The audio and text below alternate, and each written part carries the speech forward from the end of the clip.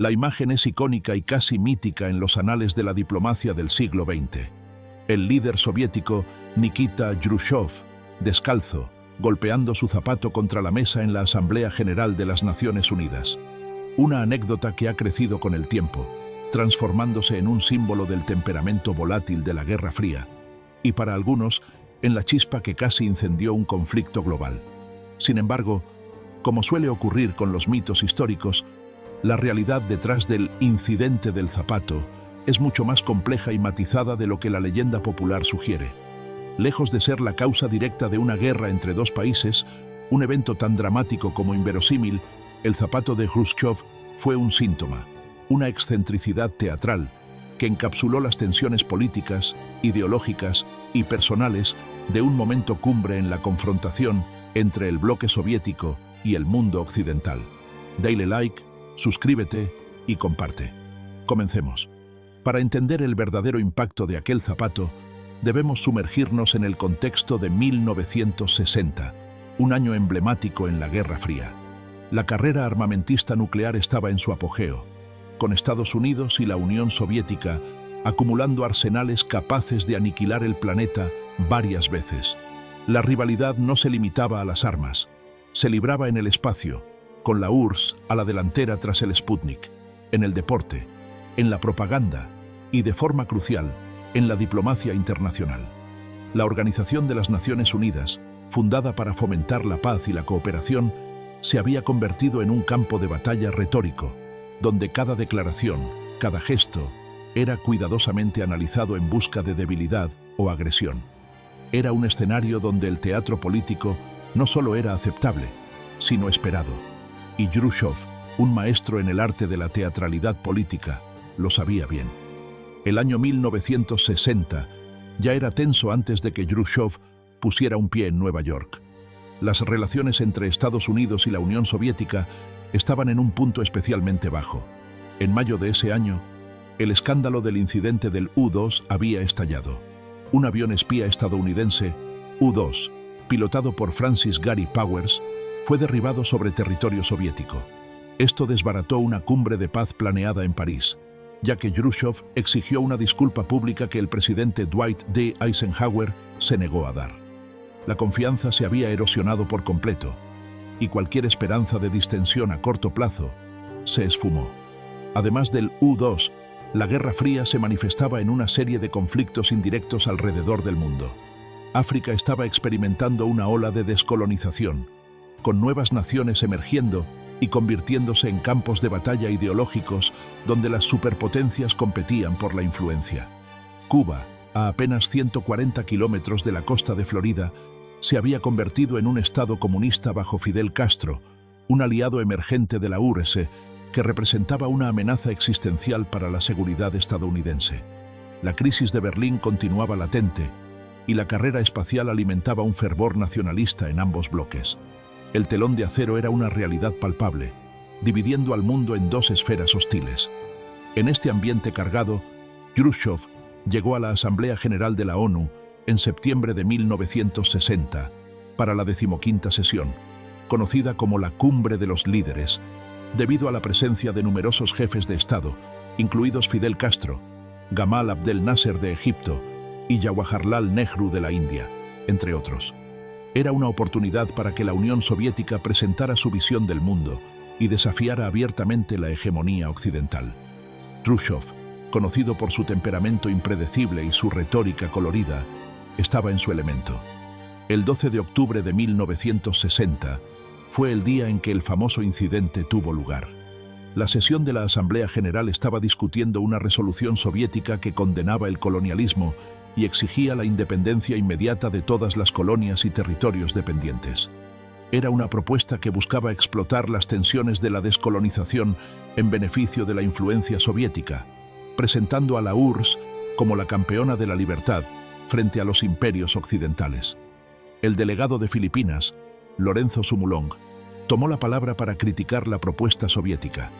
Sugirió que la Unión Soviética debería abordar las violaciones de los derechos humanos en Europa del Este y su propia política de doble rasero en la cuestión de la independencia, señalando la dominación soviética sobre países como Hungría. Este comentario provocó la ira de Jrushchov.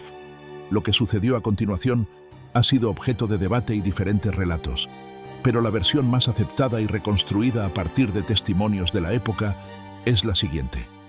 Jrushchov, furioso por las palabras de Sumulong, comenzó a golpear su puño sobre la mesa de su delegación.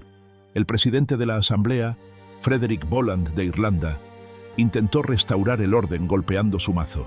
Fue entonces cuando Jrushchov, aparentemente frustrado porque su puño no hacía suficiente ruido o para intensificar su protesta, se quitó un zapato. Algunos dicen que era un mocasín, otros un zapato más formal, y comenzó a golpearlo repetidamente contra la mesa. Testigos recuerdan que también gritaba en ruso, llamando a Sumulong un lacayo del imperialismo y un tonto. La escena era caótica. Diplomáticos de otras naciones observaban con una mezcla de asombro, diversión y horror. La confusión en torno al zapato ha persistido a lo largo de las décadas. ¿Se lo quitó él mismo? ¿Se le cayó? ¿Alguien se lo entregó? Los relatos varían. Sin embargo, la imagen central del líder soviético golpeando su zapato ha quedado grabada en la memoria colectiva. No fue la única excentricidad de Jrushchov durante esa sesión. También se recuerda que interrumpió a otros oradores con abucheos y comentarios sarcásticos, y que en un momento se acercó al presidente Boland para exigirle que restaurara el orden, una ironía dada su propia conducta. El incidente del zapato causó un gran revuelo diplomático inmediato. Las noticias se propagaron por todo el mundo, y las fotografías de Jrushchov con su zapato en la mano o sobre la mesa se convirtieron en la imagen definitoria de la cumbre. La prensa occidental lo interpretó como una confirmación del comportamiento errático y agresivo del líder soviético, un símbolo de la barbarie comunista y una prueba de la imposibilidad de una diplomacia civilizada con la Unión Soviética. Los titulares lo retrataron como un payaso iracundo o un tirano desquiciado. Sin embargo, en el bloque soviético y entre sus aliados, la interpretación fue diferente. Fue presentado como un acto de protesta vehemente contra el imperialismo occidental y la hipocresía de sus defensores. Jrushchov se mostró como un líder apasionado, dispuesto a desafiar la hegemonía estadounidense y a defender los intereses de los pueblos oprimidos. Para su audiencia interna, este acto reforzó su imagen de líder fuerte y sin complejos, a diferencia de los diplomáticos occidentales, que a menudo se percibían como fríos y calculadores. Dale like, suscríbete y comparte. Es crucial entender que, si bien el incidente fue un espectáculo diplomático, no desató una guerra, ni estuvo cerca de hacerlo en el sentido de provocar una escalada militar directa. Las tensiones de la Guerra Fría eran profundas y estructurales, basadas en la confrontación ideológica, la carrera armamentista y la competencia geopolítica.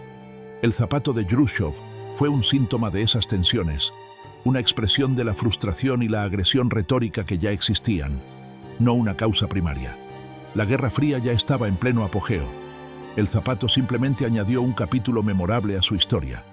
Las superpotencias eran conscientes del riesgo de una guerra nuclear total y evitaban el conflicto directo a toda costa. La confrontación se mantenía en el ámbito de la propaganda, la subversión, la carrera armamentista y los conflictos por poderes. El simbolismo del zapato de Jrushchov es rico y multifacético, y su estudio revela mucho sobre la percepción y la comunicación en la diplomacia internacional durante la Guerra Fría. El acto fue una violación flagrante de la etiqueta y el decoro esperados en un foro tan augusto como la ONU. En un mundo donde la formalidad y el control de las emociones eran la norma en la diplomacia de alto nivel, la acción de Jrushchov fue impactante precisamente por su ruptura con esas convenciones. Esto fue en sí mismo un mensaje. La Unión Soviética no jugaría según las reglas impuestas por Occidente. Jrushchov provenía de orígenes humildes y a menudo cultivaba una imagen de hombre del pueblo, en contraste con la élite zarista o los intelectuales occidentales. El zapato, un objeto mundano y personal, se convirtió en un gesto populista, una forma de conectar con la gente común y de expresar una ira auténtica frente a la hipocresía burguesa. Era una táctica para humanizarlo y hacerlo más accesible a las masas, especialmente en el tercer mundo. Para Occidente, el zapato simbolizaba la agresividad soviética, su desprecio por las normas internacionales y su falta de respeto por las instituciones globales. Se convirtió en una anécdota recurrente para ilustrar el peligro inherente del comunismo y la necesidad de una postura firme frente a la URSS. El incidente del zapato fue un ejemplo perfecto del teatro de la Guerra Fría. Ambas partes usaban la propaganda y los gestos simbólicos para proyectar fuerza, desacreditar al oponente y movilizar el apoyo interno y externo. Jrushchov no era ajeno a estos juegos, y su acción, aunque impulsiva en su manifestación, encajaba perfectamente en el guión de la confrontación ideológica global. Es fascinante cómo un objeto tan trivial como un zapato, en un momento y lugar específicos, puede adquirir un significado tan profundo y duradero. Se convirtió en una metonimia de la propia Guerra Fría. Su impredecibilidad, su tensión subyacente y la posibilidad de que eventos aparentemente pequeños pudieran tener consecuencias desproporcionadas. La afirmación de que el zapato de Jrushchov casi desató una guerra entre dos países es una hipérbole significativa que ha permeado la narrativa popular. Si bien la Guerra Fría fue una era de alto riesgo nuclear y la tensión era constante, el incidente del zapato no elevó las alarmas militares hasta el punto de la confrontación armada. Las decisiones de guerra entre superpotencias nucleares se basaban en cálculos estratégicos de una complejidad inmensa, evaluaciones de inteligencia, movimientos militares y una comunicación, aunque limitada, a través de canales diplomáticos. Un gesto impulsivo en un foro diplomático, aunque bochornoso, no equivalía a una declaración de guerra o a un acto de agresión militar. No hubo movimientos de tropas, alertas nucleares elevadas o ultimátums militares a raíz del zapato. La leyenda de que el zapato casi causó una guerra es un ejemplo de cómo los eventos dramáticos se magnifican y distorsionan con el tiempo, especialmente cuando encajan en una narrativa preexistente, en este caso, la de la Guerra Fría como un periodo de constante peligro de aniquilación. La realidad es que el zapato de Jrushchov fue una manifestación de la hostilidad verbal y la guerra psicológica, no una escalada militar. Fue un momento de tensión diplomática, no de escalada bélica. Dale like, suscríbete y comparte. Hasta la próxima.